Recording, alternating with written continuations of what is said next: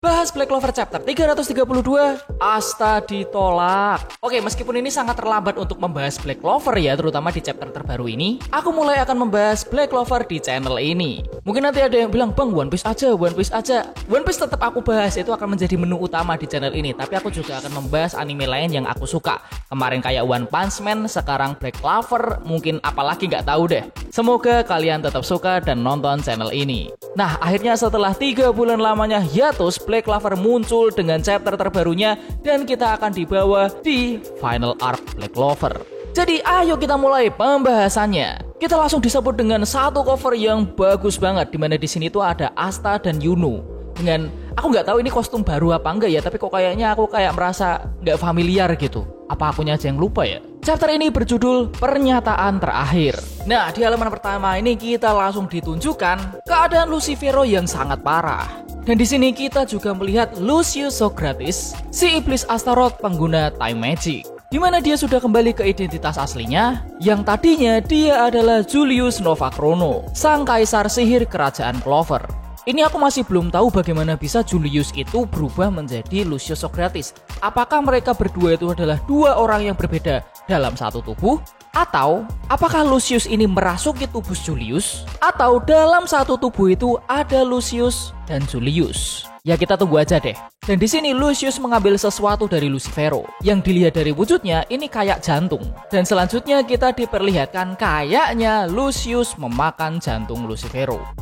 Kira-kira apa ya efek dari jantung Lucifero ini untuk Lucius? Yang aku agak bingung di sini adalah di chapter 330, Iblis Adramelech, aku gak tahu cara bacanya yang bener gimana, kayaknya begitu, juga mengambil jantung Lucifero setelah dikalahkan Asta dan kawan-kawannya. Setelah jantung ini diambil, tubuh Lucifero hancur. Lalu dia pergi ke kerajaan Clover menemui Lucius Socrates sambil membawa jantung ini. Terus Lucifero di chapter ini siapa? Nah, seingatku, maaf kalau salah, Lucifero yang hadir di dunia manusia itu merupakan manifestasi Lucifero yang belum sempurna. Mungkin Lucifero yang ada di chapter ini adalah sisa Lucifero yang masih ada di dunia iblis. Kayaknya begitu, kalau aku salah mohon tolong koreksi di komentar ya. Nah, setelah kejadian ini, kita langsung time skip 1 tahun 3 bulan. Setelah pertempuran di kerajaan Spade, kita diperlihatkan di kerajaan Clover sedang diadakan upacara penyerahan tanda kehormatan atas jasa dalam perang untuk Asta. Wah, gokil nih, tambah naik nih. Dan Asta diberi gelar Kesatria Sihir Senior. Di sini Fuegoleon berkata, penghargaan Asta ini sempat tertunda karena menghilangnya Damnatio. Yang karena sepertinya Damnatio ini menghilang sejak Kaisar Sihir Julius sadar kalau dirinya adalah Lucius Socrates sekaligus Astaroth. Nah, pada penghargaan ini Asta sudah tidak dinyatakan bersalah atas kejahatannya. Ya, meskipun kejahatannya itu cuma fitnah ya.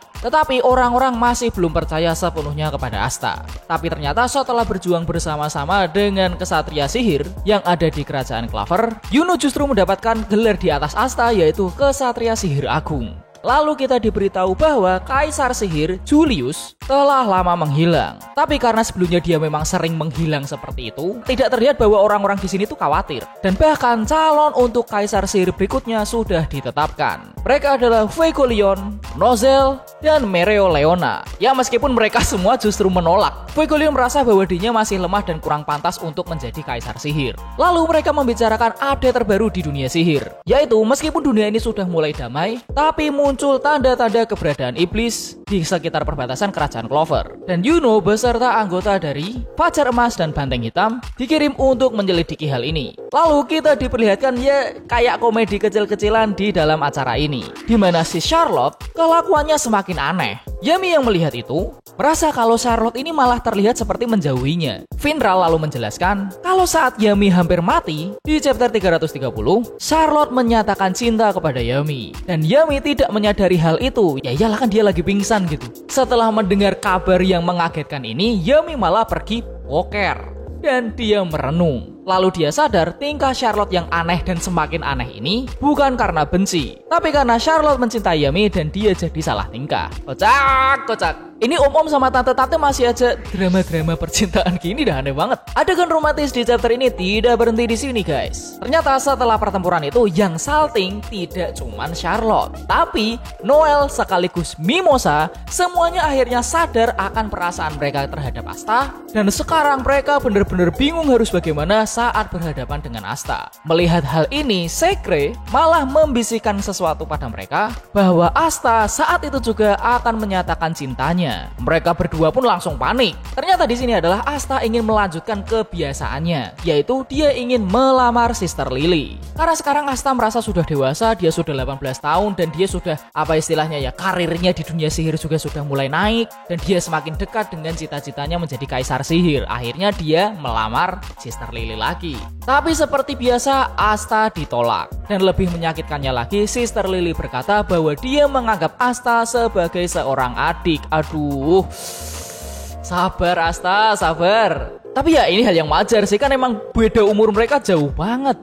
Tapi berbeda dengan sebelumnya, Asta menerima penolakan ini dengan lebih kalem dan lebih dewasa. Dan Asta meminta Sister Lily untuk terus mengawasinya sampai dia berhasil mewujudkan mimpinya untuk menjadi kaisar sihir. Wah, respect.